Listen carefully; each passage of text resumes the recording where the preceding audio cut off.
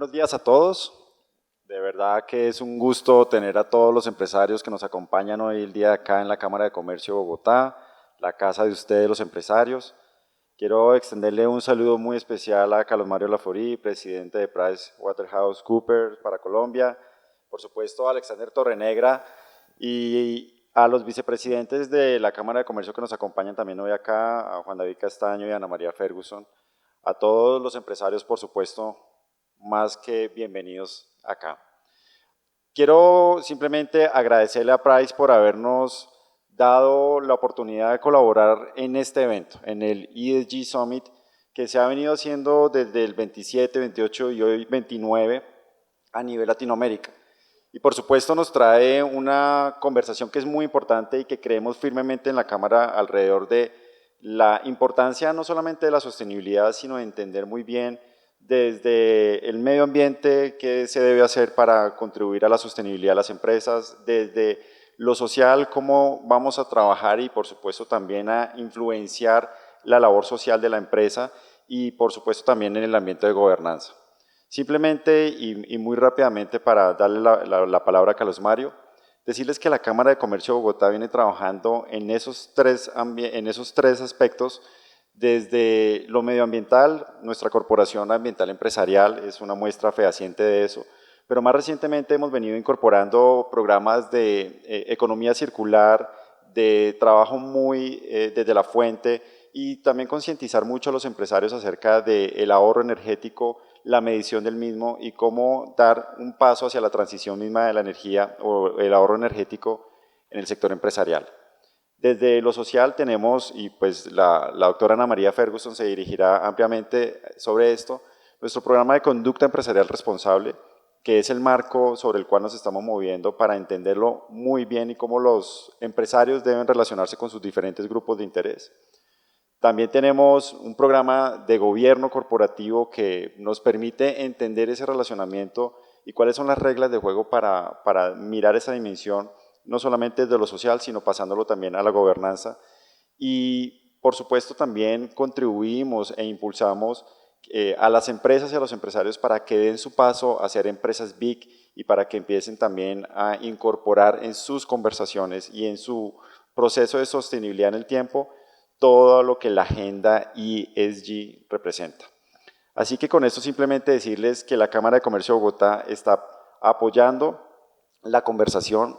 Agradecemos por supuesto a Price, de verdad, no solamente traer esta conversación hoy a Bogotá, sino ser un aliado permanente para nosotros en estos temas. Así que simplemente con esto, Carlos Mario, quiero darte la bienvenida y a todos espero que disfruten mucho la agenda del día de hoy, que es realmente nutrida, y por supuesto también que aprovechen para ver la experiencia que se ha diseñado de realidad aumentada en la que podremos entender nuestras decisiones, cómo impactarán en el futuro. Bienvenido, Carlos Mario.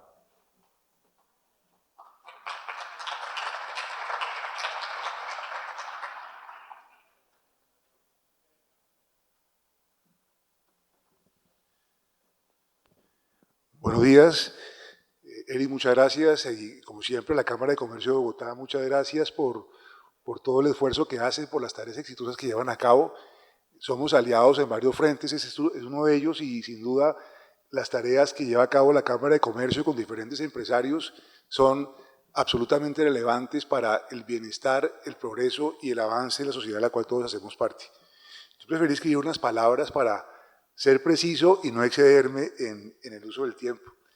El propósito que hoy nos anima no es otro que el de informar, conversar y reflexionar acerca de cómo avanzan los temas que constituyen la columna vertebral de los asuntos ligados a lo ambiental, lo social y la gobernanza y compartir experiencias empresariales en relación con los mismos.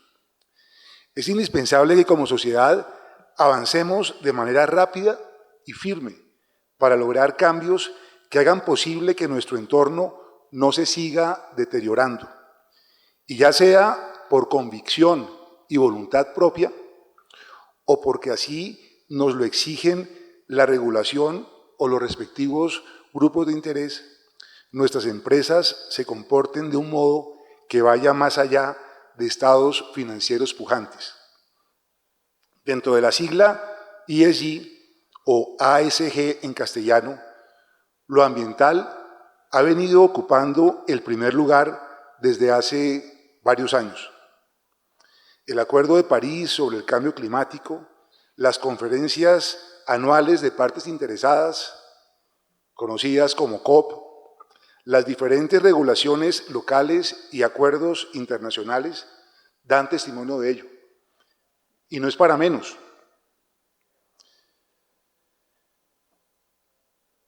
El aumento de la temperatura más allá de ciertos límites es probablemente la amenaza que más pesa sobre la humanidad, desencadenada además por el propio ser humano.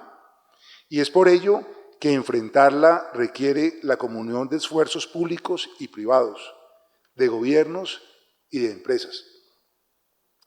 Los países han asumido compromisos para reducir la emisión de gases efecto invernadero y alcanzar la neutralidad de carbono.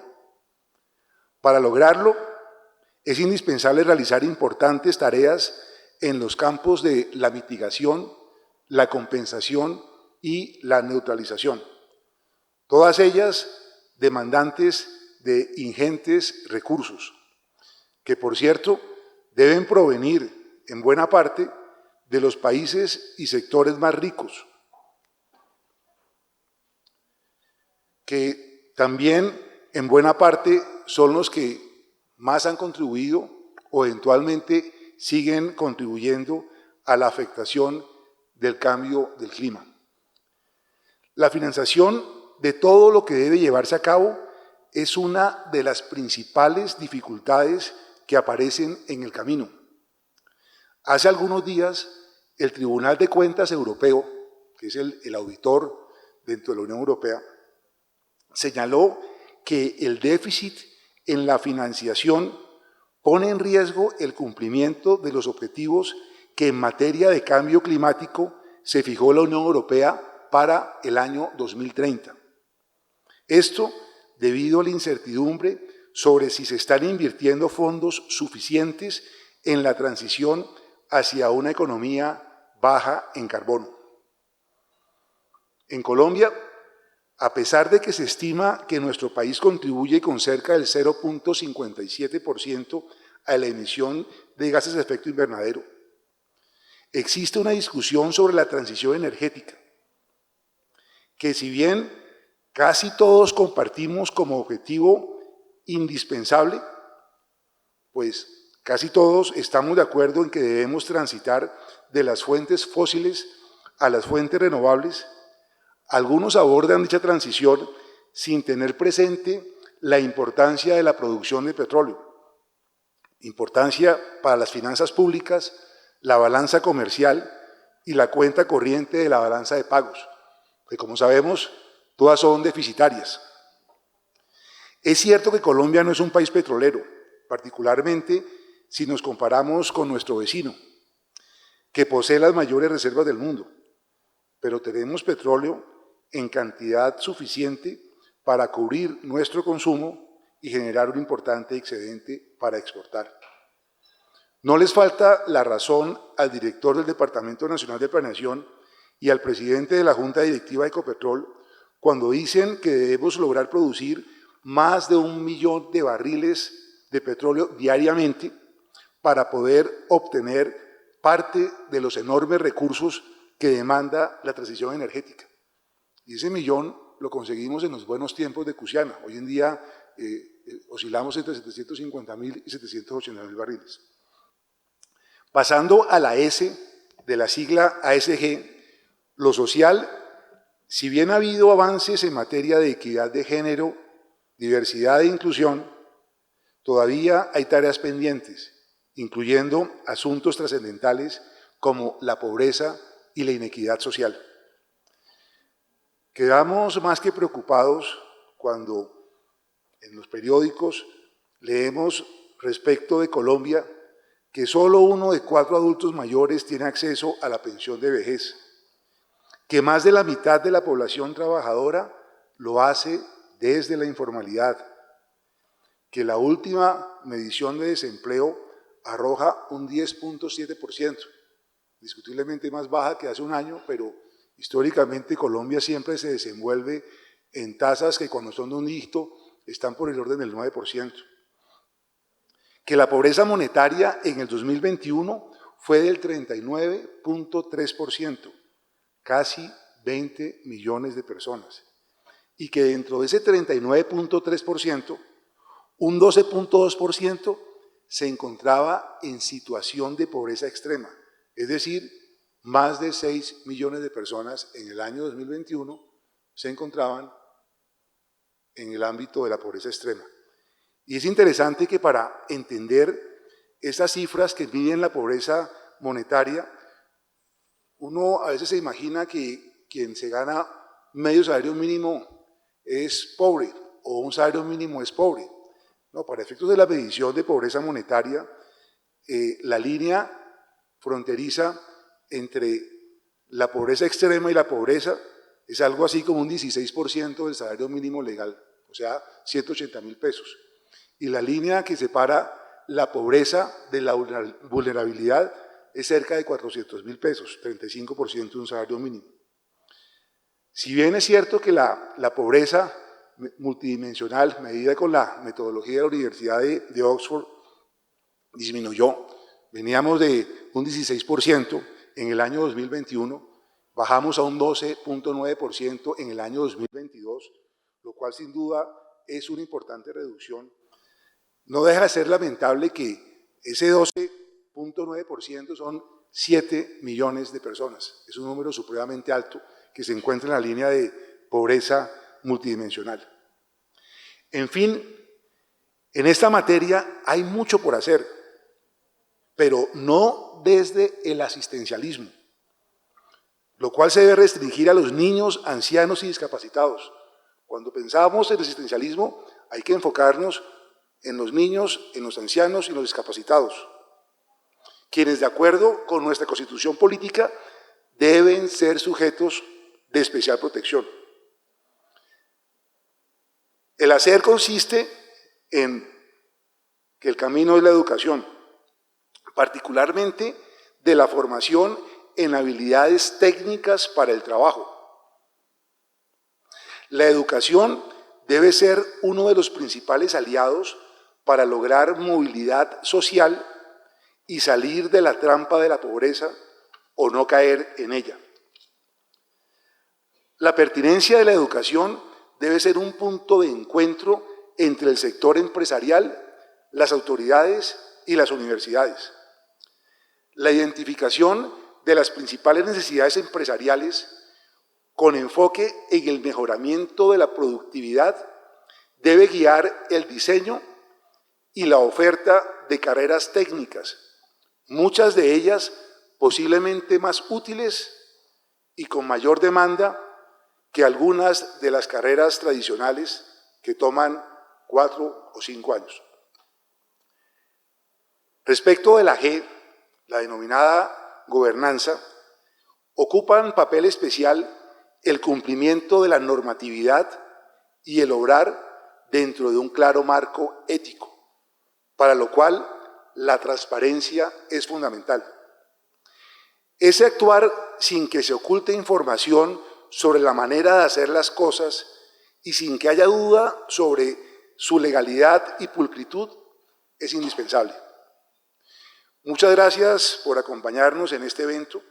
Su presencia confirma la importancia de que las empresas deban contar con una estrategia ESG, cuya ejecución sea verificable y evidente para los clientes, proveedores, trabajadores, inversionistas, autoridades y en general los respectivos grupos de interés, ya que ello incide cada día de manera creciente en el fortalecimiento o debilitamiento de las marcas y en el grado de aceptación de los productos vinculados a las mismas.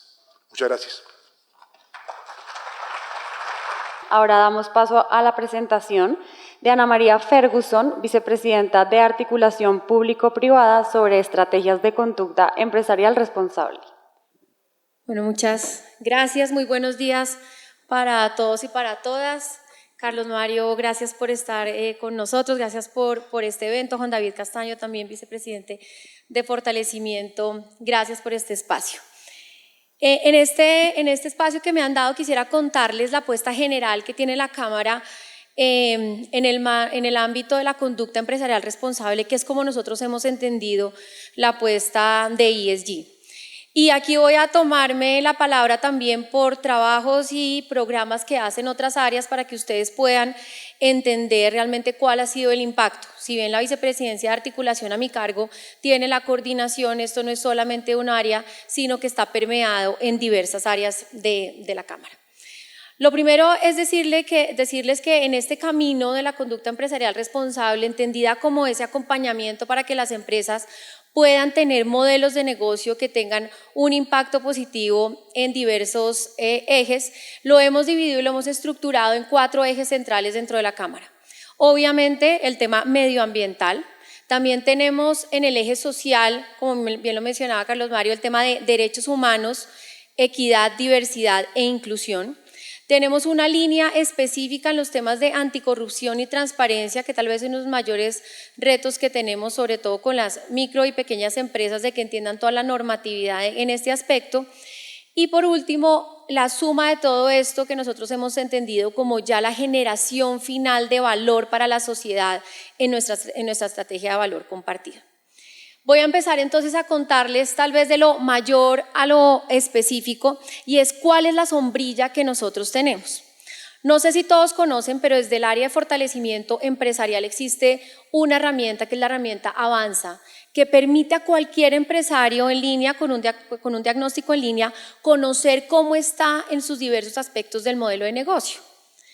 Y con el equipo de Juan David de la vicepresidencia empezamos a pensar qué bueno sería que cuando yo ya me voy a acercar a la Cámara y voy a hacer mi primer diagnóstico, también sepa cómo estoy en los diversos ejes de sostenibilidad. Y por eso trabajamos durante 1 año y medio para que en esta plataforma de diagnóstico que tiene la Cámara pudieran también los empresarios y las empresarias medirse de forma, 1, gratuita, 2, en línea y de manera confidencial en estas dimensiones. ¿Qué obtiene el empresario al final del día? Obtiene un 360 de cómo están estas dimensiones, pero no quisimos solamente dejarlos con lo que uno podría llamar el problema del diagnóstico, sino que cada empresario al finalizar recibe una serie de recomendaciones y adicionalmente cuáles son los servicios gratuitos que la Cámara ya tiene instaurados, y ya voy a mencionar algunos de ellos para acompañarlos a mejorar esas recomendaciones. Quisimos entonces que esta plataforma, que va a estar abierta todo el año, esta posible medición que va a estar abierta todo el año, también tuviera un incentivo de reconocimiento, y por eso lo hemos denominado el ranking de sostenibilidad. ¿Por qué? Porque desde el 3 de mayo que lo abrimos al público hasta el 28 de julio, vamos a invitar a las empresas que se midan a que participen en un ranking. Luego vamos a tener una auditoría de las empresas que tengan un mayor puntaje, y al final del año esperamos estar dando unos reconocimientos. En esta materia, obviamente, vamos a tener unas categorías. Vamos a tener una categoría para gran empresa, otra categoría para mediana, pequeña y micro, porque mal haríamos comparar pues empresas que realmente por su dimensión no lo son. Así que pues esa es nuestra primera gran sombrilla que tenemos, y también de la mano de esta tenemos otra estrategia que es muy importante, y son los consultores empresariales que también acompañan específicamente a los empresarios y las empresarias en temas de sostenibilidad, esos empresarios que ya quieren que en esa compañía que se les hace diariamente con un consultor empresarial quieren tener estos temas. Y finalmente todo el programa que ha liderado la vicepresidencia de fortalecimiento en los últimos años, que es la apuesta de sociedades de beneficio e interés colectivo. ¿Qué son estas sociedades? Precisamente las que gracias a la legislación existente le están apostando a esa transformación en diversos ejes. Luego de estas 4 dimensiones que dijimos, y Carlos Mario también lo mencionaba en su introducción, es ¿qué hacemos con la descarbonización? ¿Qué hacemos con el cambio climático? Y nosotros como Cámara tenemos un reto. No sé si todos tienen en el radar, pero el 94% de nuestro tejido empresarial son microempresas.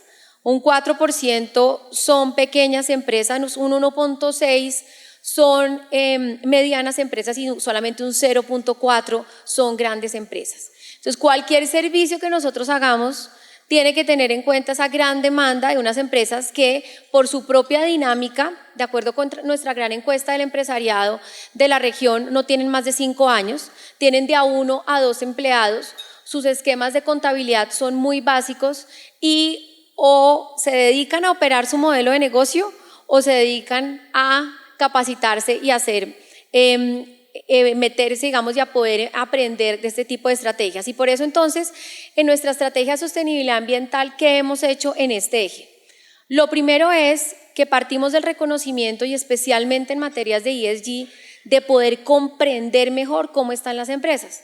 Y por eso el año pasado presentamos la primera edición de nuestra encuesta de descarbonización y acción climática, que da cuenta de aspectos muy importantes.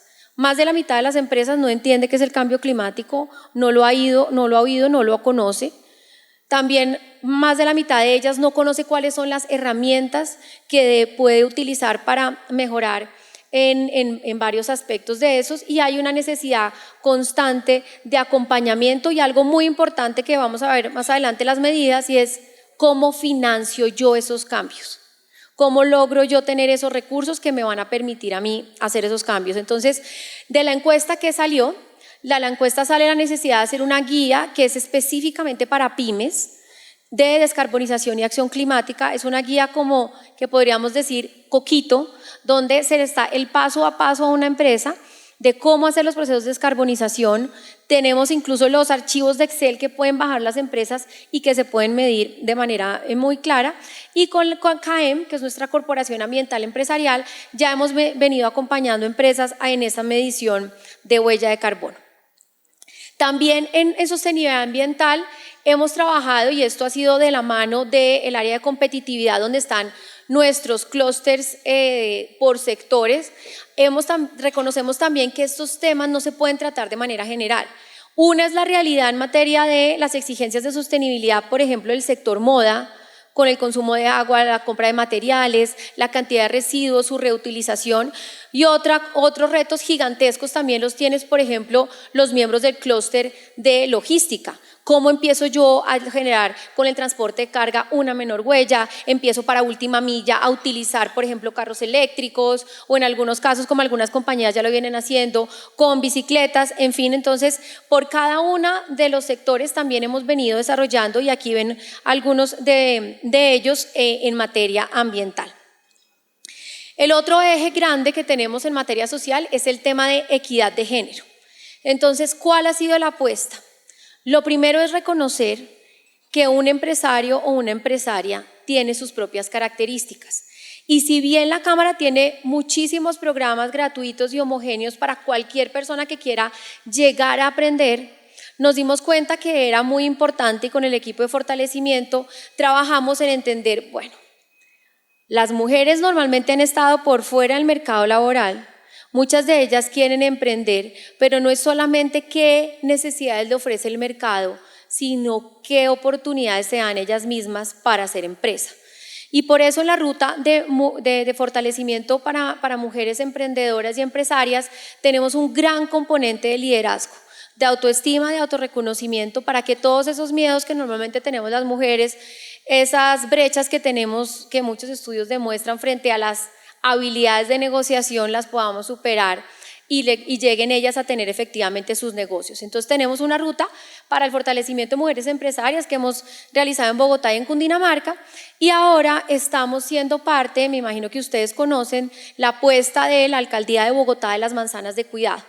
Es una apuesta que busca que las mujeres que son cuidadoras tengan unos espacios físicos donde no solamente pueden realizar actividades para su autocuidado, sino que puedan formarse. Ya llevamos desde inicios de este año con todo el equipo de fortalecimiento acompañando a las mujeres empresarias de las manzanas de cuidado, y no les puedo decir, aquí ustedes pueden ver en la foto a una de ellas, la felicidad de las mujeres de saberse que pueden hacer empresa y que ya tienen herramientas técnicas para hacerlo. Ya tuvimos una sesión de graduación hace un par de semanas donde había un gran número de mujeres reposteras, están espectaculares todos sus postres. La semana pasada tuvimos una sesión de las mujeres que están en el sector de belleza, el equipo salió muy bien arreglado de todo lo que ellas vienen haciendo. Y finalmente también, reconociendo las brechas que tenemos las mujeres en tecnología, está el programa de Mujeres Tech. Pero no nos quedamos ahí. Sabemos que parte del empuje que tenemos que dar a las mujeres son todos esos espacios de networking entre las mismas empresarias para que se empoderen, y tenemos en ese sentido una comunidad de mujeres empresarias de la Cámara. En diversidad, inclusión y valor compartido, aquí tenemos un grandísimo reto, y es, teníamos hace 8 días, el viernes pasado, en este mismo espacio, el primer foro de la red de inclusión productiva que tiene la Cámara de Comercio. ¿Qué es esta iniciativa? Es trabajar con múltiples actores que van desde fundaciones que saben y acompañan a personas, por ejemplo, con discapacidad para que puedan entrar al mercado laboral, o fundaciones y entidades que nos acompañan y nos han hecho diagnósticos de cómo están nuestras sedes para lograr tener una mayor inclusión, hasta empresas que dicen: yo le apuesto a que dentro de mi personal yo tenga unas vacantes específicas para lograr la inclusión de poblaciones que usualmente no han tenido esta oportunidad de trabajo. Y ahí estamos trabajando en 2 vías. Uno, estos talleres, como ustedes ven, gratuitos para la búsqueda de empleo, es uno de los ejemplos, pero no es solamente cómo hacer la hoja de vida en el papel, sino qué tipo de habilidades blandas yo tengo que tener, cómo desarrollo yo mi hoja de vida. Y por otro lado, estamos también trabajando con las empresas, porque un tema es la retórica de decir: yo quiero tener aquí a una persona que de pronto haya sido víctima del conflicto armado, pero otra es cuando ya la persona está. O cuando una persona, yo digo, yo quiero apostarle a tener la compañía a personas con identidades sexuales diversas, pero otra es cuando la persona ya está. ¿Cómo cambio la cultura de la organización en primer lugar? Y cómo cambio los procesos y los procedimientos. En esta gran apuesta venimos preparándonos para lo que va a ser nuestra gran feria de este año en agosto de Expo Talento Diverso, donde venimos acompañando a más de 200 personas para que en el momento de presentarse a las vacantes que vamos a ofrecer realmente tengan las habilidades para hacerlo. Y finalmente, la gran sombrilla en este tema social, que es el tema de derechos humanos, nos hemos enfocado en algo que se nos viene de Europa directamente y pronto llegará a Colombia. De hecho, ya hay una idea de proyecto de ley, y es la obligación legal de debida diligencia por parte de las empresas, especialmente de empresas ancla para sus empresas, pero también para sus cadenas de suministro. ¿Esto qué quiere decir? Que si yo soy una empresa ancla, tengo más de 3.000 proveedores, mi obligación de debida diligencia no es solo para mí, sino me corresponde también con mi cadena de proveedores, y en eso hemos venido trabajando. Y como sabemos que normalmente son pymes las que son proveedoras de este tipo de empresas, nos hemos enfocado, sacamos una guía para acompañarlas de debida diligencia en derechos humanos, y venimos acompañando. Aquí estamos, ustedes pueden ver, por ejemplo, estuvimos con Avianca, que hizo parte de este proceso. Ahí fue la sesión de culminación donde trabajamos al interior de la compañía y con sus proveedores en este tema. Y algo muy importante que también venimos haciendo en derechos humanos con la vicepresidencia de fortalecimiento empresarial, que es una apuesta también con las universidades para empezar a que los estudiantes entiendan cómo es esta realidad de los empresarios, y los acompañamos en esta materia con la primera clínica jurídica empresarial y del emprendimiento que lideramos con la Universidad de los Andes. Pásame acá. Y en el eje finalmente de transparencia y anticorrupción, también, como les decía, tenemos una encuesta que nos da cuenta de todas las necesidades. Más del 50% de las empresas no conocen la legislación relacionada con estos temas. Más del 80% de las empresas tampoco han tenido capacitaciones o herramientas, y algo que nos preocupa de la tendencia de los últimos años de esta encuesta de clima es que crece el desconocimiento de estas normatividades. Y me imagino que ustedes ya saben que, por ejemplo, tenemos resoluciones y normativa que obliga a tener programas de transparencia y ética empresarial. Entonces no es si yo quiero como empresa, sino que tengo una obligación legal. Y en ese sentido sacamos una guía, nos faltó poner acá la portada, pero tenemos una guía para acompañar a las empresas en materia de transparencia y ética empresarial, y venimos desarrollando unos laboratorios también con el área de clústeres que denominamos Transpalab. ¿Qué es eso? Estamos trabajando con los oficiales de cumplimiento de las empresas en el desarrollo y acompañamiento de sus programas al interior de las mismas, y adicionalmente hicimos un programa que no hay nada como aprender de las buenas prácticas de otro, que hemos denominado DEPE, que es de empresa a empresa, donde específicamente con el clúster de farma, moda y con empresas de construcción venimos enseñando unos a otros cómo hemos desarrollado estas temáticas. Y yo tal vez quisiera finalizar, digamos acá es como una muestra general de lo que tenemos. Quisiera finalizar ahora compartiéndoles un video que resume un evento que hicimos diversas áreas de la Cámara el pasado 3 de mayo, donde finalmente mostrábamos a todos la gran oferta que se tiene aquí. Vienen dadas cosas importantes, todos los eventos que estamos haciendo en la Cámara. Nosotros no podemos dar el discurso hacia afuera y no hacerlo hacia adentro, buscan ser sostenibles. La mayoría de ellos estamos compensando huellas de carbono, tenemos unos lineamientos, nuestros proveedores usan material biodegradable o reutilizado. También estamos trabajando para que en estos diversos espacios que tenemos podamos contar con ruedas de finanzas sostenibles donde vengan entidades que pueden prestar dinero a buenas tasas de interés para poder adelantar estos procesos. Y la Cámara ya también hace parte, va a empezar un trabajo para certificarse en basura cero, que básicamente lo que implica es que hagamos toda la correcta separación, pero también la búsqueda de reutilización de todos los residuos que generamos en nuestro accionar. Entonces, quisiera, si me ayudan con el video, por favor. Nuestra cumbre Ser Sostenible 2023 es una oportunidad para que los empresarios de Bogotá y Cundinamarca conozcan toda la oferta institucional de la Cámara de Comercio al servicio de la ruta por la sostenibilidad empresarial. La sostenibilidad hoy no es una moda, no es un impacto en el corto plazo, sino es la única manera de lograr ser y sobrevivir en el largo plazo para las empresas de nuestro país y en general del mundo. Desde la Cámara de Comercio de Bogotá, hoy lanzamos el ranking de sostenibilidad. Con esto queremos visibilizar buenas prácticas de empresarios y empresarias que han logrado avanzar de manera sustancial en materia de sostenibilidad. Creemos que la Cámara de Comercio, con esta apuesta a la sostenibilidad a las empresas, está apuntando a que el tejido empresarial de la región se forme en el largo plazo. No está apuntando a que simplemente tengamos excelentes resultados en un año o en 2, sino que nos formemos como empresarios para hacer que nuestras empresas perduren en el tiempo y generen valor para nuestra región y para el país en el largo plazo. Estos eventos de comunicación respecto a economía circular, por ejemplo, a sostenibilidad, son muy importantes porque dan respuesta a los requerimientos que está teniendo el empresariado. Son temas de actualidad y entonces es un espacio de retroalimentación sobre esos conceptos, esos casos de éxito, esas rutas que existen, la oferta misma que tiene la Cámara de Comercio, pero también porque generan un potencial de relacionamiento entre las empresas muy grande para que efectivamente se pueda dar sistemas complementarios colaborativos en economía circular. Yo invito de verdad a todos los empresarios, a todas las empresas de cualquier tamaño, no importa el tamaño que sea, yo pienso que de todos estos eventos podemos sacar muchísimo provecho.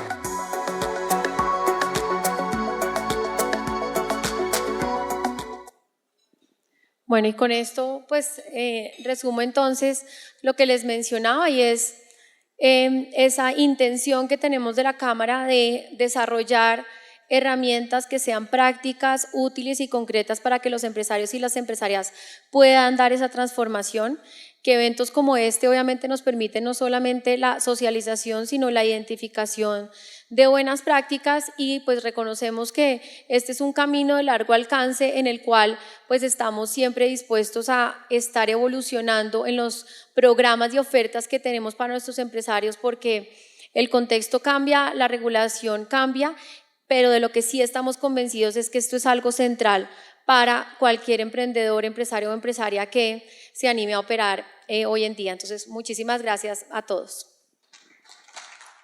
A continuación daremos paso a Alexander Torrenegra, fundador y CEO de Torre, inversor en Shark Tank, cofundador de Tribe, Bonnie Studios y Voice 123, quien nos acompañará con su presentación sobre cómo predecir el futuro. Adelante, Alexander, bienvenido. Muy buenos días a todos. Muchas gracias por la invitación, muchas gracias por el tamal, definitivamente quien escogió el menú, maravilloso. Y afortunadamente no me tocó hablar mientras estaban sirviendo el tamal porque sé que eso desconcentra bastante, por lo bueno que estuvo. Bueno, hoy les voy a charlar un poco de cómo predecir el futuro. ¿Y por qué? Ya van a ver por qué. Tiene mucho que ver con los objetivos de sostenibilidad que hay. Es una de las formas en que realmente podemos tener impacto en ese aspecto. Ahora bien, lo primero que me gustaría es empezar con una pregunta para ustedes y es: ¿cuántas veces creen ustedes que tienen que predecir en su vida el futuro para sacarla del estadio?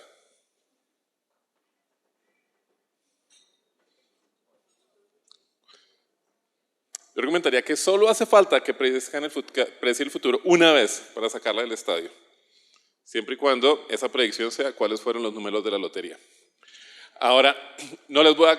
Mis tips de cómo predecir el futuro no van a estar enfocados en esto. Hoy en día, si yo supiera cómo predecir el futuro de los números de la lotería, no estaría haciendo inversiones en Shark Tank, estaría invirtiendo mi dinero en la lotería.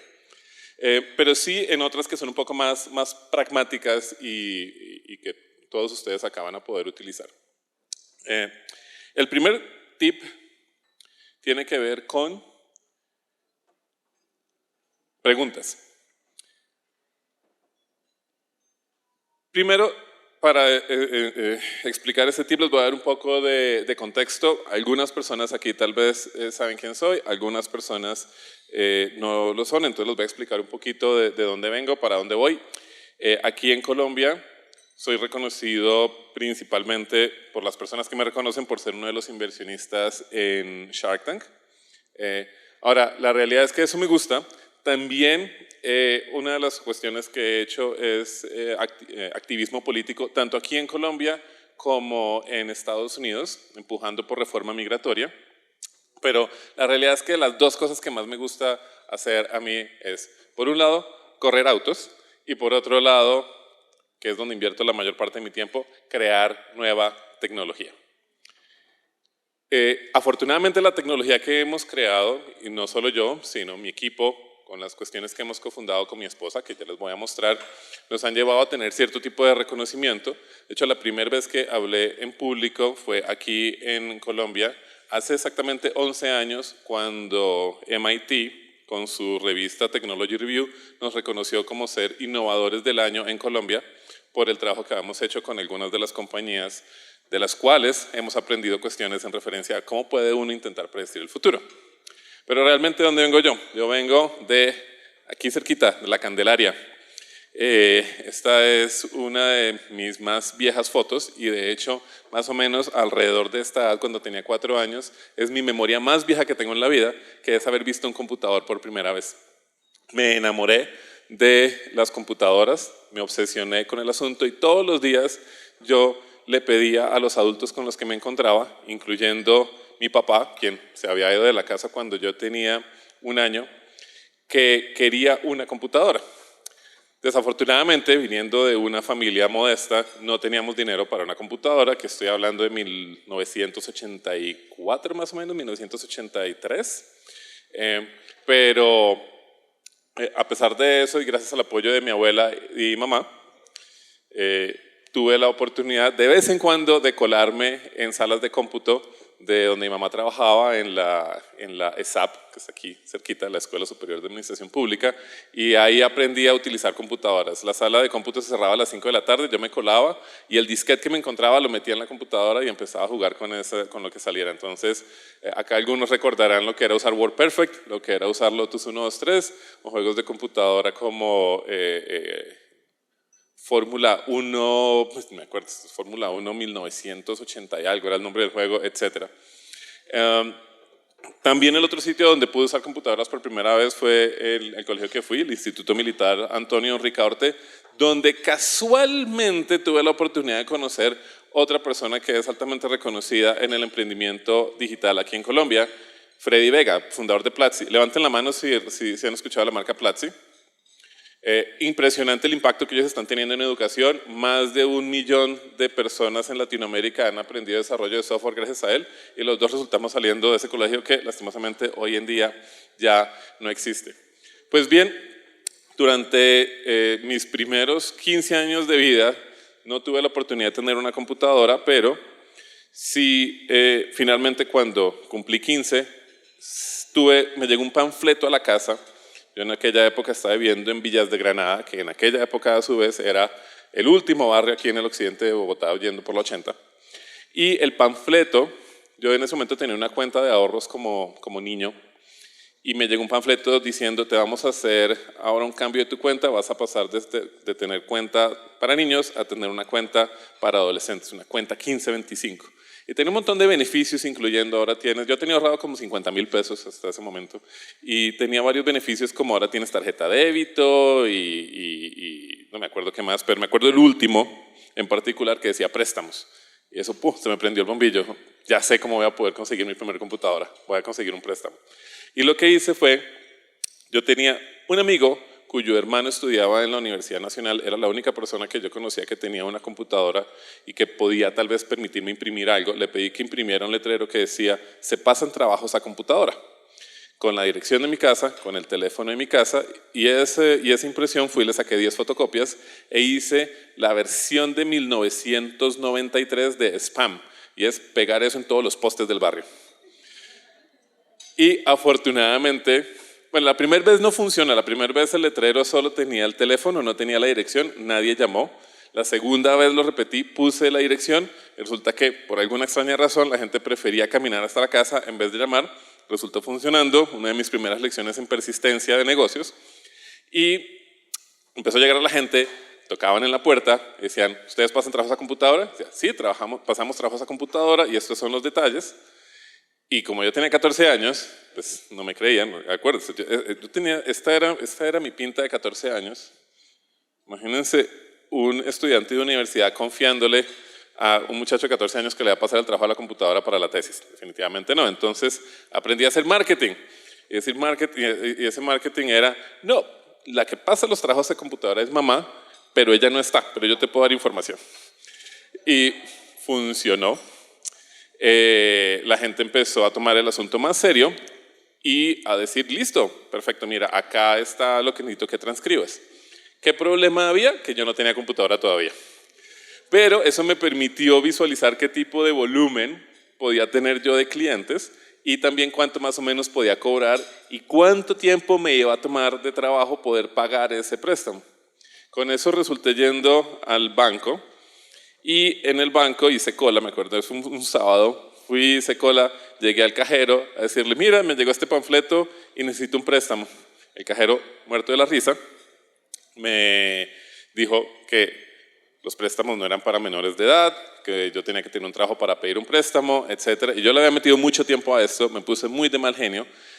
Me acuerdo de lo borroso que se puso mi cabeza del mal genio, y mi siguiente memoria está estar sentado en el segundo piso del banco, en la oficina de la gerente del banco, preocupada, preguntándome por qué estaba pidiendo yo dinero, dónde estaban mis padres, etc. Yo le fui respondiendo las preguntas y eventualmente ya entendió que yo estaba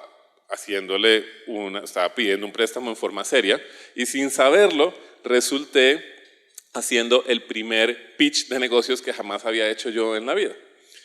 Eso fue un sábado.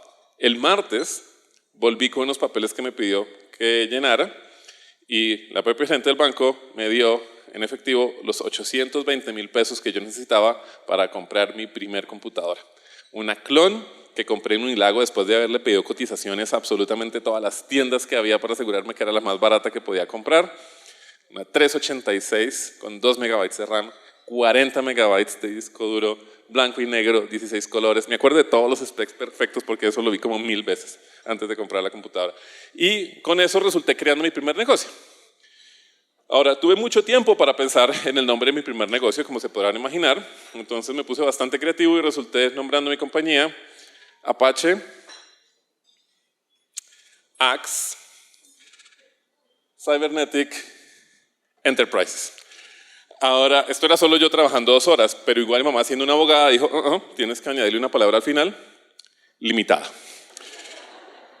Ese fue mi primer negocio. Afortunadamente ese negocio le fue relativamente bien, eventualmente escaló a ser una compañía donde le ofrecíamos arreglo, configuración de computadoras a compañías. Conocí clientes que venían de Estados Unidos y tenían oficinas acá y empecé a trabajar con ellos y ahí fue que empecé a navegar internet. En aquella época creo que era Columnsat, la primera compañía que ofreció internet a través de llamadas telefónicas, 300 pesos el minuto en 1997. Imagínate lo costoso que era navegar internet en aquella época. Empecé a descubrir websites como Amazon, entre muchos otros, y ahí fue que dije, tengo que irme a Estados Unidos, allá es donde está ocurriendo la revolución de internet. Hoy en día es diferente, hoy en día uno puede participar en la creación de tecnología, la creación de internet desde cualquier parte del mundo, pero en aquella época realmente estaba centralizado en Estados Unidos.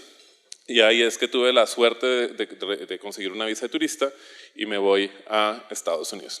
Ahora, en Estados Unidos hice de todo, pensé que mi inglés era mejor del que era, realmente no. Trabajé lavando baños en McDonald's, trabajé siendo el barista exótico en Starbucks que no hablaba español y pensaban que me habían traído de Italia para hacer café. Y eventualmente fui de a poquito descubriendo mi personalidad en Estados Unidos. No me iba muy bien con las mujeres, como se podrán imaginar, pero afortunadamente una de las primeras personas que me paró bolas, me puso atención cuando me acerqué a ella a hablar en un evento fue Tania, mi esposa, con quien hemos cofundado múltiples negocios. Tenemos 2 chiquitines, algunos de ustedes la conocen porque es una de las inversionistas ángeles más activas que también hay en Latinoamérica. Y al día de hoy yo me pregunto qué fue lo que ella vio en mí, y la verdad es que potencial, fue lo único que yo creo que puedo haber visto. Ahora, Tania estaba empezando su carrera como locutora de voz, una voice actor, las voces que uno oye en comerciales de radio, comerciales de televisión, en videojuegos, en aplicaciones, etc.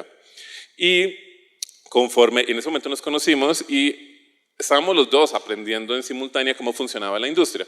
Y la industria funcionaba algo así.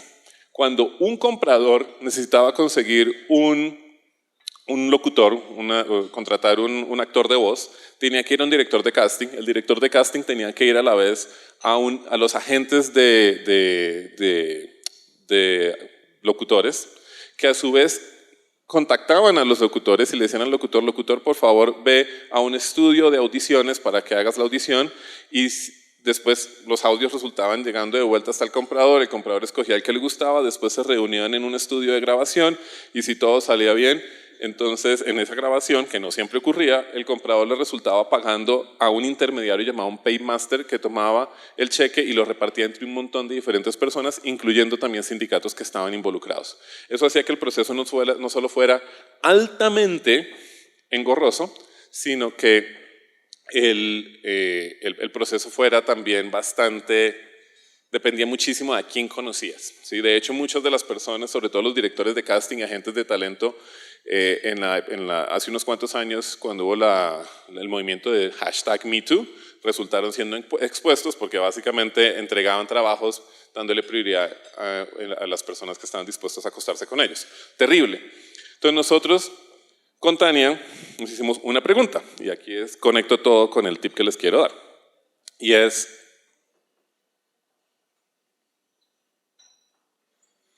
si el casting de locución, si el casting de actores de voz no lo fuéramos a inventar nuevamente hoy en día, ¿cómo funcionaría? Es una pregunta simple, pero es una pregunta poderosa. La respuesta para nosotros puede ser así de sencillo. Hay un comprador y lo conectamos con locutores, sin intermediarios.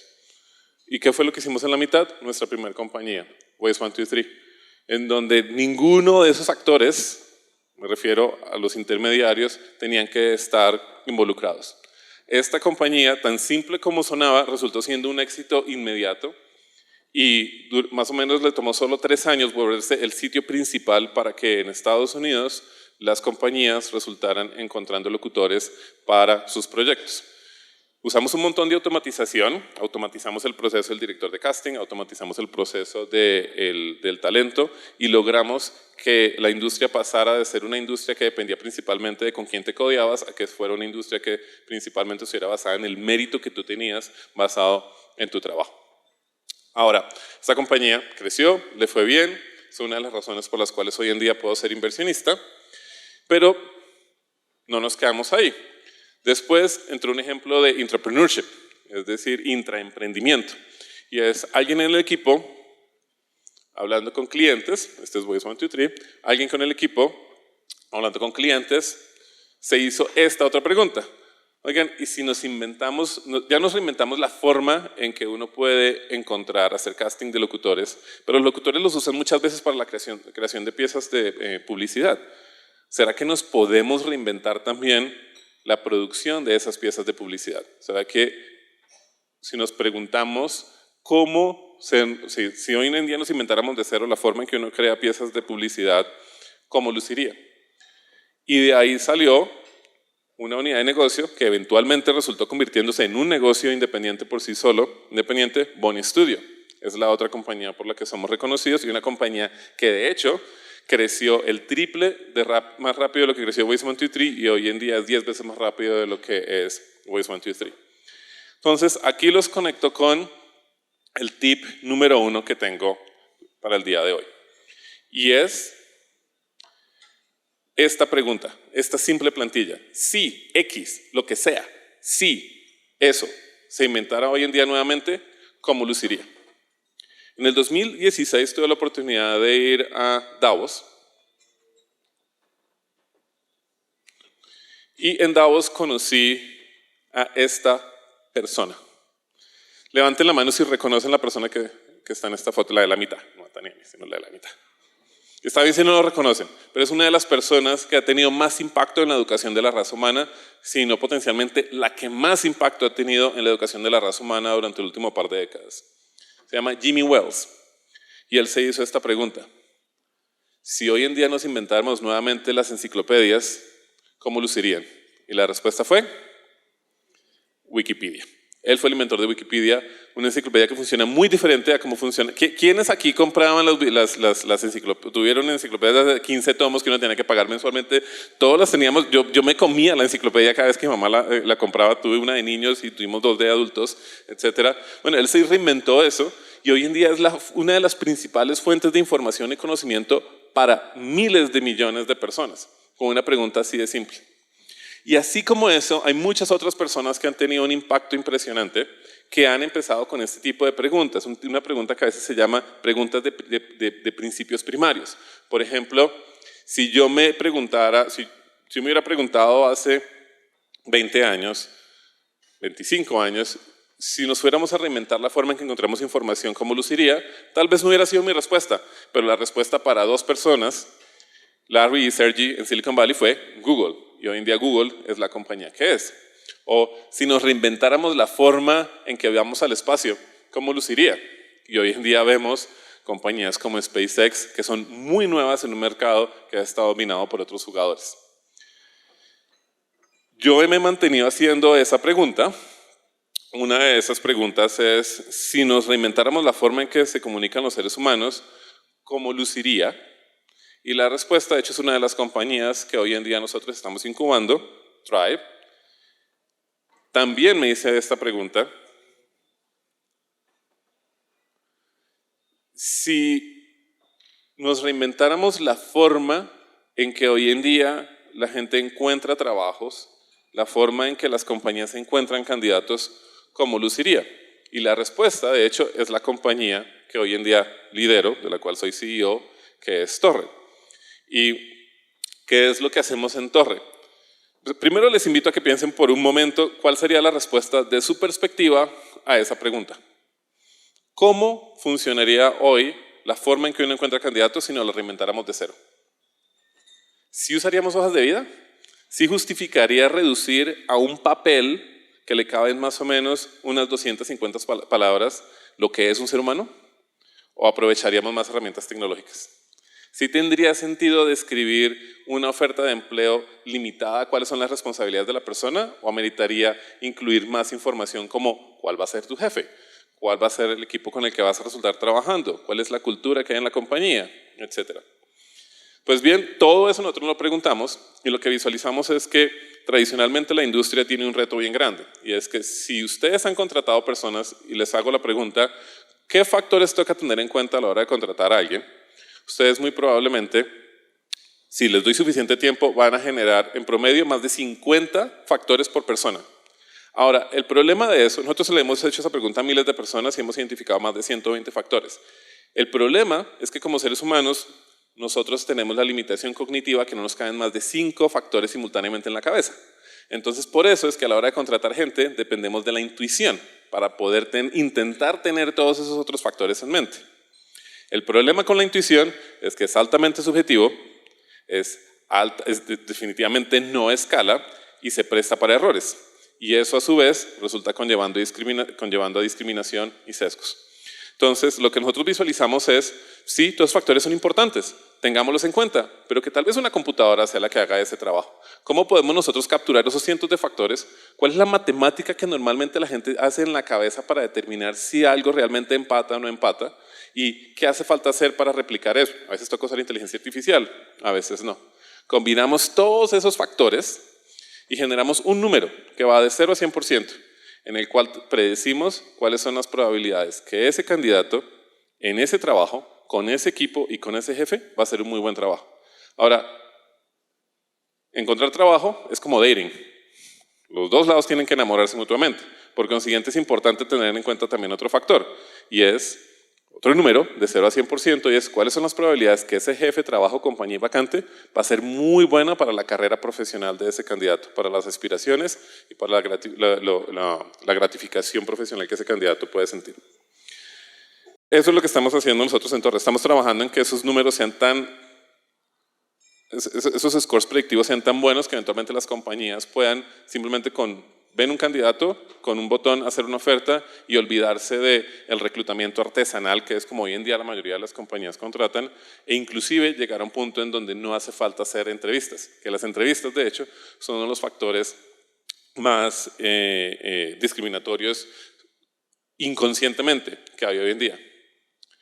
Ahora, así como nos preguntamos eso, los invito a que se hagan otras preguntas. Por ejemplo, si nos reinventáramos la educación de cero, ¿cómo luciría hoy?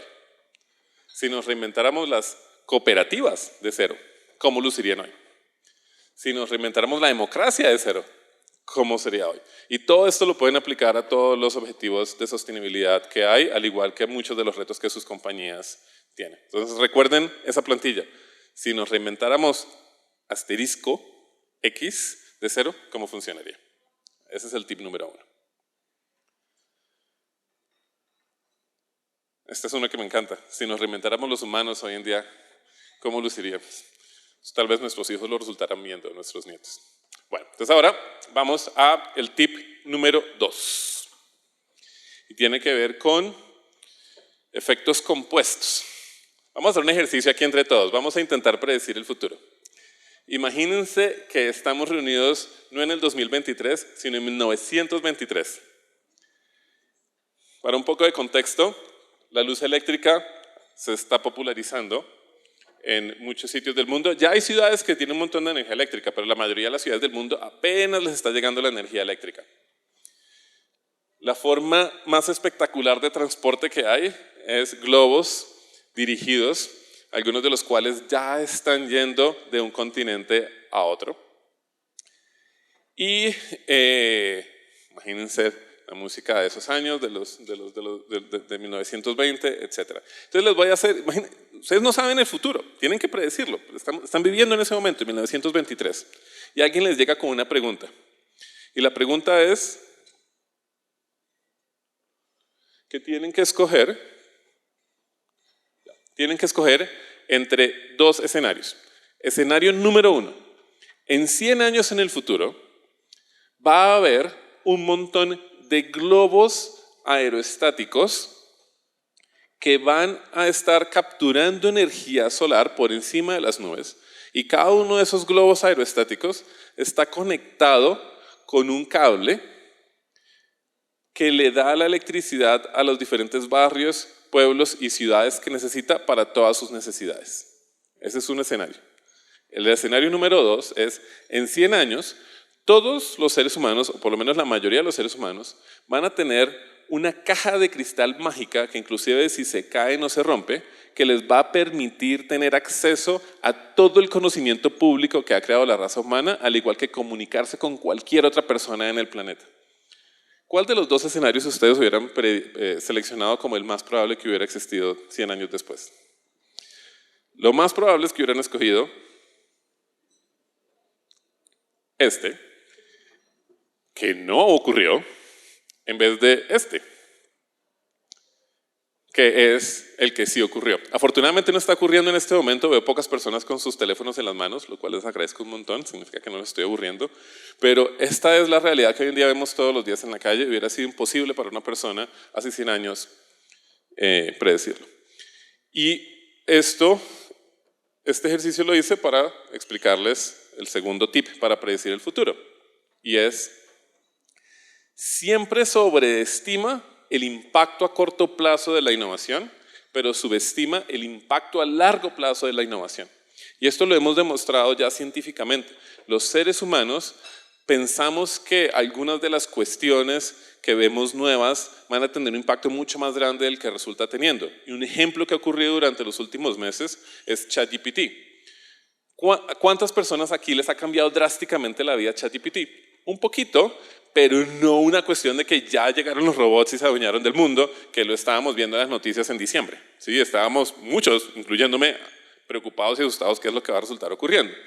Sin embargo, cuando uno combina esas innovaciones, cuando uno combina la electricidad con los transistores, con las innovaciones que ha habido en cuestiones digitales, con mejoras en baterías, con mejoras en química, todo eso permite que hoy en día tengamos un teléfono. Si una es un teléfono en nuestros bolsillos, si una de esas cuestiones no hubiera ocurrido, muy probablemente esa tecnología no se hubiera podido desarrollar y nuestras vidas serían muy diferentes. El asunto es que, como seres humanos, voy a dar un ejemplo en referencia a una serie de ciencia ficción. ¿Alguien reconoce esta foto? ¿Alguien ha visto esta serie de ciencia ficción? Si no, se la recomiendo un montón, se llama The Expanse. Es muy buena, es ciencia ficción de la buena, no es ciencia ficción de Star Wars, que la fuerza y eso no. Es ciencia ficción eso realmente tiene que ver con cómo la raza humana en unos 2 o 3 siglos muy potencialmente va a estar explorando los asteroides y haciendo minería en los asteroides y en Marte, etcétera, etcétera. Es decir, está basada realmente en ciencia. Y es muy buena, predicen basado en cuestiones como cómo vamos a resultar volando en el espacio, cuál va a ser la política entre los planetas, cuáles van a ser esas relaciones, etc. Pero a pesar de lo buena que es, hay varias cosas que esta serie de ciencia ficción resulta no teniendo en cuenta. Asume que en 300 años las armas van a ser idénticas a las armas que tenemos hoy en día. No elabora en la idea de que va a haber un montón de robots, sino que la robótica va a ser muy parecida a la que tenemos hoy en día. No asume avances en inteligencia artificial y todavía, si uno ve la serie, todavía están utilizando teléfonos. Son un poquito más bonitos, pero siguen utilizando teléfonos como su forma tradicional de comunicación. Ahora, ¿por qué no tuvieron este tipo de cuestiones en cuenta a la hora de predecir esta serie de ciencia ficción en el futuro? Porque si tienen todos esos factores en cuenta, el asunto sería tan corrido que nadie creería, ¿sí? Ni se entendería. Entonces, básicamente, para predecir el futuro, uno tiene que tener múltiples factores en mente. Y uno solo sabe que está teniendo suficientes factores en mente cuando ya la cabeza le duele. Porque intentamos predecir teniendo un solo factor en cuenta. Intentamos predecir cómo ChatGPT va a impactar el futuro. Intentamos predecir cómo la energía solar va a impactar el futuro, cómo los carros eléctricos van a impactar el futuro, pero realmente el futuro es la combinación de múltiples cuestiones trabajando juntas y eso realmente da dolor de cabeza. Entonces, cuando se trata de predecir el futuro, por favor no descansen hasta que tengan un dolor de cabeza. Ese era el tip número 2. Ahora vamos con el último tip que tengo para el día de hoy. Y es número 3, y tiene que ver con creación. A ver, La primera pregunta que les tengo en este tema, o la única pregunta que está en este tip creo es, ¿cuándo Ford empezó a hacer carros eléctricos? ¿Alguien sabe?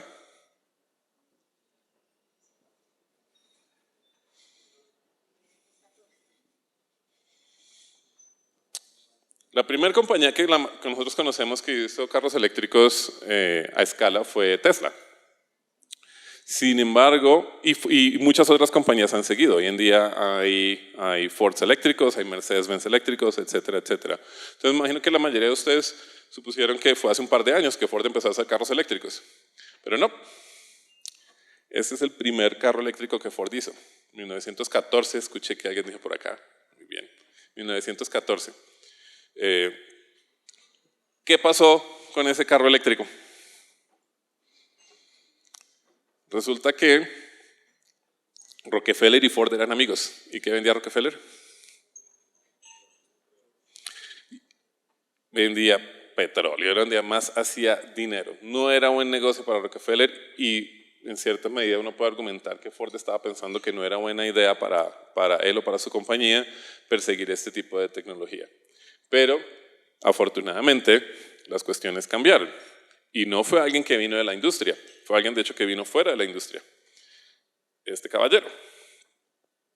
Elon Musk es el que realmente decidió crear ese futuro en el que tenemos la dicha de tener carros eléctricos. Aquí estoy yo súper orgulloso, dichoso de haber comprado mi primer carro eléctrico ya hace aproximadamente unos 5 años. Y el punto es que el futuro no necesariamente es inevitable. Hay muchas cuestiones que seguro van a pasar, pero hay muchas otras cuestiones que no necesariamente van a resultar ocurriendo. Por ejemplo, el hecho de que nosotros, Tania y yo, cuando creamos Voice 123, hubiéramos llevado la industria de voces, cuando estábamos empezando la compañía, hubiéramos llevado la industria de voces online, es algo que uno podría argumentar que de no haber sido porque lo empujamos, nunca hubiera resultado ocurriendo. Tal vez otras innovaciones hubieran ocurrido, tal vez no. Pero bueno, esto finalmente conecta con el punto número 3, el tip número 3. Y es una frase robada de Peter Drucker. Y es, la mejor forma de predecir el futuro es creándolo. Uno se puede sentar a esperar a que ese futuro que uno se imagina exista, o uno puede sentarse a hacer ese futuro. Y hay muchos ejemplos de esto, incluyendo nuevamente, por allá, el teléfono. ¿Ustedes se acuerdan del BlackBerry? Muchos acá resultaron usando el BlackBerry. De no haber sido muy posiblemente por Steve Jobs, hoy en día seguiríamos utilizando teléfonos con teclados. Ahora, no sería el acabose, muy probablemente estaríamos todos felices aquí usando nuestros teléfonos con teclados, pero ese fue un futuro que requirió la mentalidad y el empuje de alguien y un equipo dentro de esa compañía, porque no solo fue Steve Jobs, está Steve Ivey, etcétera, etcétera, John Ivey, que empujaron para que ese futuro resultara existiendo. Entonces, finalmente, la mejor forma de predecir el futuro es, pues, siéntense y lo crean. Y es mucho mejor cuando el futuro que uno resulta creando impacta el futuro de otras cuestiones, cuando se complementa, cuando el asunto compound no tiene una traducción fácil al español, pero cuando resulta componiéndose o resulta mezclándose con otro tipo de innovaciones, con otro tipo de futuros que otras personas están creando, que no sé por qué si no las crean no resultarían existiendo. Ahora bien, ya que saben predecir el futuro, ¿eso qué les da? Les da un montón de poder. ¿Y con gran poder qué viene? Una gran responsabilidad. ¿Y qué mejor para hablar del tema? Qué mejor para hablar del tema que esta charla. Muchas de las personas que están acá tienen suficiente influencia en sus compañías, tienen suficiente influencia en política, tienen suficiente influencia en el gobierno para hacer cuestiones por las cuales van a ser recordadas en el futuro, inclusive después de que mueran. Y mi pregunta para ustedes es, ¿cómo quieren que los recuerden? Quieren ser recordados como Ford, que sí, creó una compañía espectacular de autos, pero más y más es recordado como la persona que resultó frenando la creación de carros eléctricos durante más de 100 años y que de no haber sido por eso, hoy en día tendríamos muchos menos problemas en términos de cambio climático. Imagínense un mundo en donde el carro eléctrico se hubiera popularizado desde 1914. El consumo de gasolina sería significativamente más bajo al que tenemos hoy en día y tendríamos todavía un problema de calentamiento global, pero no tan fuerte como el que tenemos hoy en día. Y todo por una decisión que Henry Ford resultó tomando en ese momento. O quieren ser recordados, por ejemplo, como esta compañía, que me encanta lo que están haciendo, Desalinator, en donde están tomando energía solar para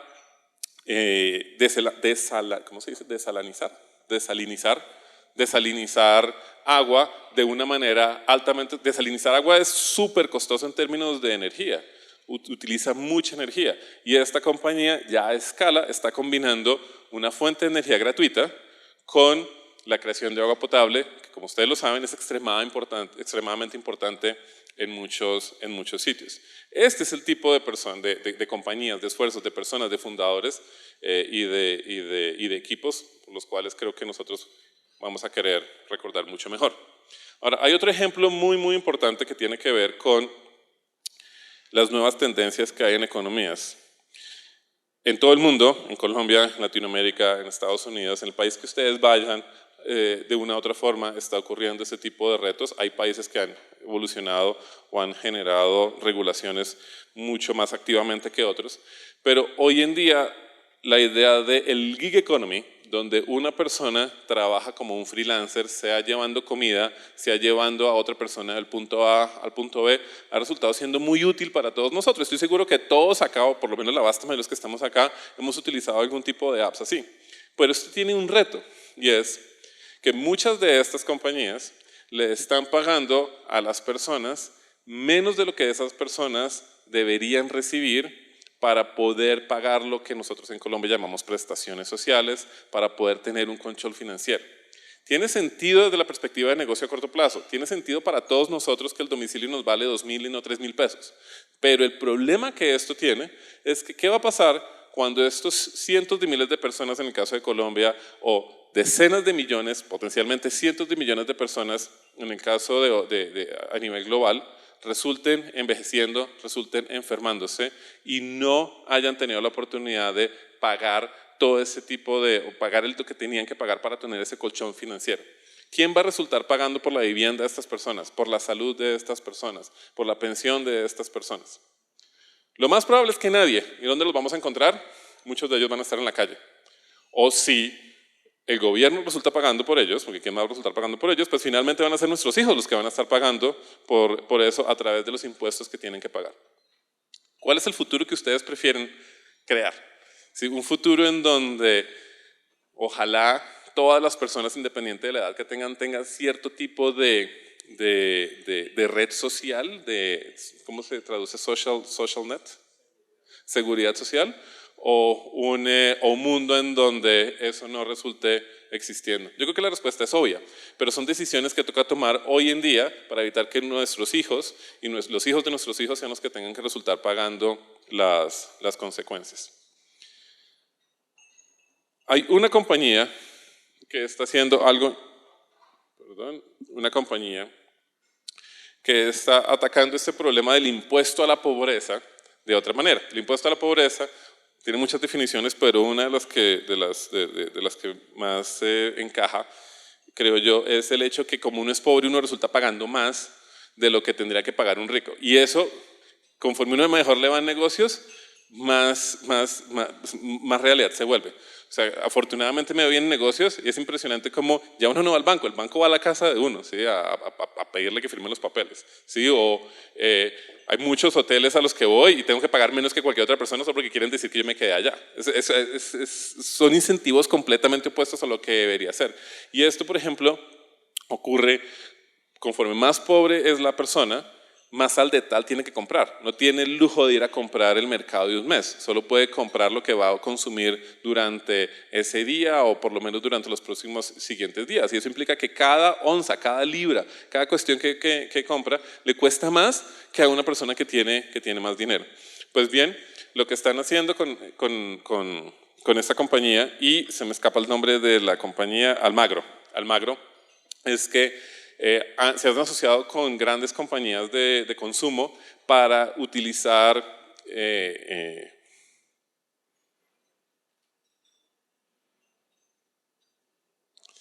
recyclable receptacles. ¿Cómo se traduciría eso? Muy parecido a cómo funcionaba hace muchos años, pero que ha dejado de funcionar. En mi época, mi abuelita no servía la comida mientras no tuviéramos una Coca-Cola en la mesa. Yo sé, nada saludable, pero era su obsesión. Uno tenía que llevar la botella a la tienda para que le dieran otra botella. Eso hoy en día no funciona. Hoy en día es un montón de plástico. Cada vez que uno quiere comprar sin ser una botella de agua, un montón de plástico. Pues bien, están reinventándose este modelo, redescubriendo este modelo donde la gente puede ir con sus recipientes, es la palabra que está buscando, con sus recipientes a la tienda para no solo poder tener un menor impacto en el medio ambiente, sino que también están de esa manera pagando menos porque no tienen los precios más reducidos, por lo que no tienen que pagar por el valor del recipiente que de otras maneras iban a recibir. Okay, otro ejemplo de cuestiones de impacto fenomenal es una compañía en la que, de hecho, perdonen,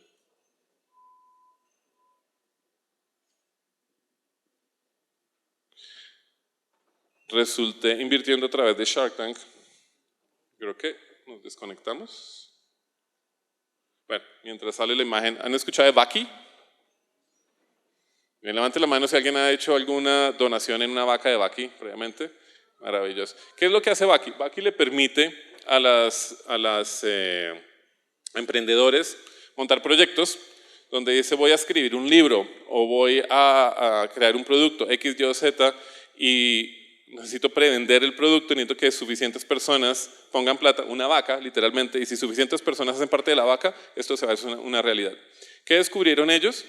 Que había muchos otros tipos de personas utilizando la plataforma, no solo para hacer ese tipo de proyectos, sino para hacer otro tipo de cuestiones. Por ejemplo, deportistas que querían ir a representar a Colombia en el exterior, pero que no recibían apoyo del dinero de ninguna otra institución. Empezaron a hacer vacas para tener el dinero para su viaje. O personas que, no, pero lo que no está es conectado a internet. O sea, aquí sí me está funcionando, pero no lo estoy viendo arriba.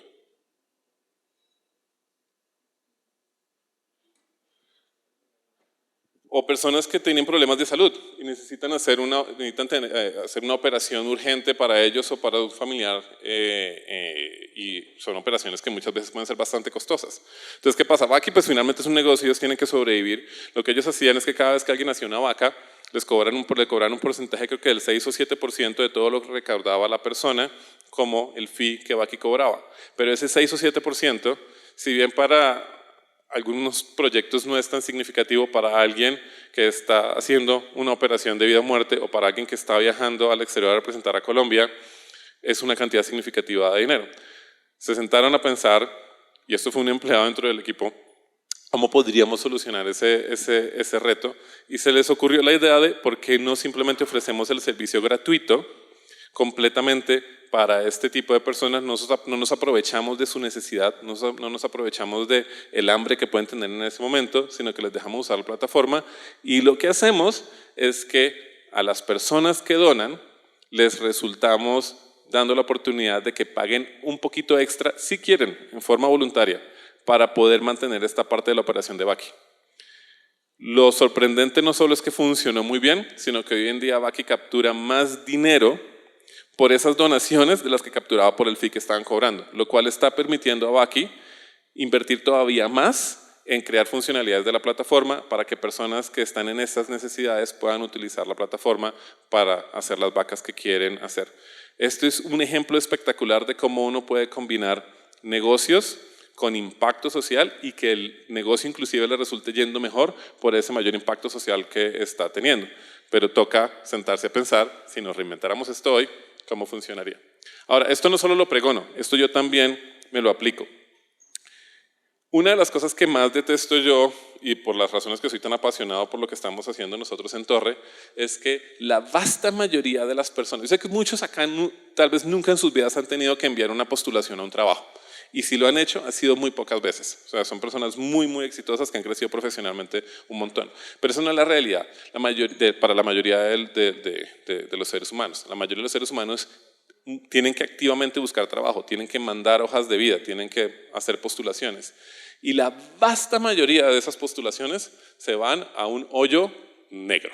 Nadie resulta viendo esas postulaciones, nadie le resulta dando feedback. Y eso es triste. No solo porque sería una de las mejores herramientas de aprendizaje que una persona puede tener si recibe esa retroalimentación, sino porque hoy en día hay, por ejemplo, en publicidad y en mercadeo, sé bastante del tema por lo que dice Bonnie Studio, hay decenas de miles de ingenieros en el mundo optimizando algoritmos para que el próximo ad que veas en Facebook, el próximo ad que veas en TikTok, resultes haciéndole clic, te resulte llamando la atención. Pero hay prácticamente que nadie trabajando en que cuando una persona se postula un trabajo resulte recibiendo retroalimentación. Nosotros estamos obsesionados con ese tema en Torre, y por eso cuando alguien se postula en Torre, nosotros le damos no solo retroalimentación, sino que optamos por hacer nuestros algoritmos 100% transparentes, para que una persona pueda ver cómo es que queda rankeada frente a otros candidatos, qué puede hacer para mejorar, qué otros trabajos podría haber para esa persona que son un mejor match, etc. Eso nos ha costado un montón de trabajo. De hecho, nosotros hemos invertido tanto tiempo en crear la tecnología como en crear las interfaces y la experiencia de usuario para que no solo los candidatos entiendan esa información, sino que también las compañías entiendan esa información. Y aquí le doy el agradecimiento a la Cámara de Comercio porque gracias a la Cámara de Comercio hemos podido correr muchos pilotos aquí en Colombia. Gracias.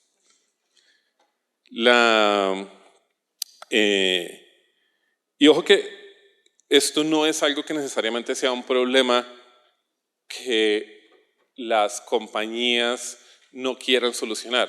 Mucho de esto es que son problemas de volumen y cuando uno está haciendo reclutamiento artesanal, entiendo por qué uno no puede dar feedback y es de las áreas en donde la tecnología puede ayudar un montón, pero también muchas veces es porque hay cuestiones que las compañías no quieren hacer públicas. Y aquí yo sé que ustedes tienen mucho impacto en sus compañías y quiero hacerles una invitación también. Una de las cosas que más me sorprendió conforme aprendí más y más de los temas de reclutamiento en Colombia es que muchas compañías cuando reclutan tienen una cuestión que llaman perfil oculto. ¿Alguno de ustedes ha escuchado esa palabra previamente?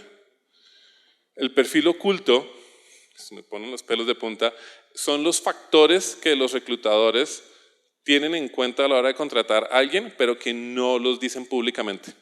Y van desde si la persona es mujer u hombre, entonces perfil oculto, para este rol tiene que ser mujer, no lo dicen públicamente, pero no aceptan ninguna persona que no encaje de eso, hasta cuál es la tonalidad, el color de la piel de la persona, lo cual no tiene ningún sentido lógico utilizarlo. Y entiendo por qué lo hacen. Si bien hay personas que lo hacen porque son tal vez xenofóbicas o racistas, en la mayoría de los casos lo hacen es porque su intuición ha generado correlaciones de que tal vez una mercaderista alta, rubia, blanquita va a generar más ventas que una persona que no tenga esas características. Pero es una correlación que no implica causación. Y eso es una de las cosas importantes que toca evitar hacer, que nosotros resultemos simplemente asumiendo que porque alguien luce de X o Y manera, eso implica que esa persona no va a ser capaz de hacer un muy buen trabajo en algún tipo de rol al cual esa persona puede resultar estar siendo interesada. Hacer todo ese tipo de transparencia en los algoritmos no es fácil. De hecho, en términos de negocios no es la mejor manera pero no es la manera más rentable de hacer negocios, pero lo hacemos en Torre porque creemos que es la forma correcta de hacer ese tipo de negocios y eso es algo que también quiero invitarles. Entonces, finalmente quiero dejarlos con 4 cortas invitaciones. La primera invitación es no paren de hacerse preguntas constantemente de cómo podría lucir el futuro. La segunda es no paren de intentar predecir ese futuro hasta que les dé ese dolor de cabeza.